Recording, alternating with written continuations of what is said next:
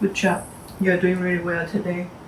Taipei resident Katie Ho cares for her British husband, Michael Boyden, at home in the Taiwanese capital. He was diagnosed with atypical Parkinsonism 4 years ago. Despite living and working in Taiwan since the 1990s, Boyden, as a foreign resident, is shut out of disability benefits, including home visits by medical professionals, something that pains his Taiwanese wife. I know there are a lot of hate or hater on the internet. They also say things like, go back to your home country. My husband arrived here in 1989. He lived here for 34 years.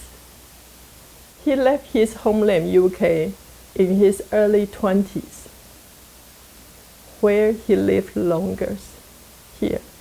Before he became ill, Boyden was a business consultant and one-time actor in a Taiwanese film. Welcome to the 84th graduation ceremony for Tanjiang Arts School. Throughout this year, watching outstanding graduates complete. Now he counts among up to 170,000 foreigners with disabilities in Taiwan.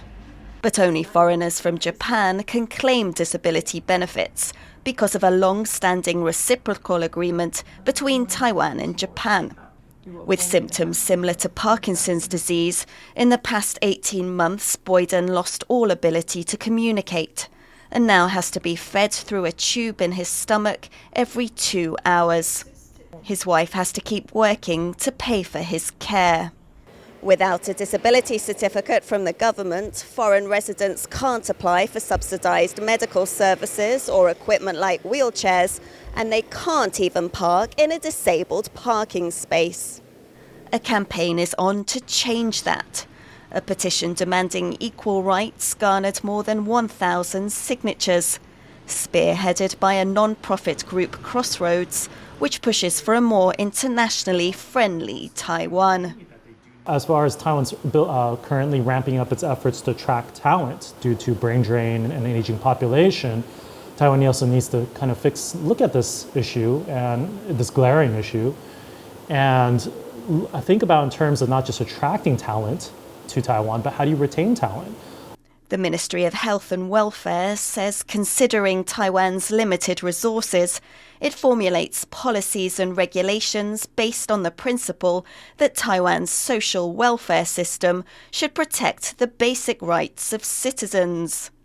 But it also says it has asked the Foreign Ministry to investigate whether Taiwanese in certain countries receive disability benefits, meaning expats from the UK could expect the same protections as Taiwanese living in the UK. I put some new posts today, Michael. But for Katie Ho and her husband Michael, any changes that may result from this campaign might come too late.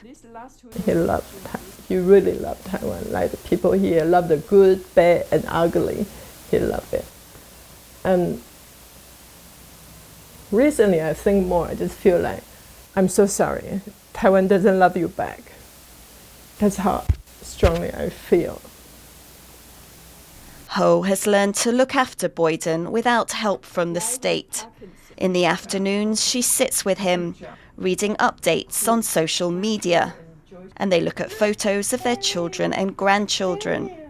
She is making the most of the time they have, and she hopes that her country soon gives its foreign residents equal disability rights, so others will be spared some of what she and her husband are going through.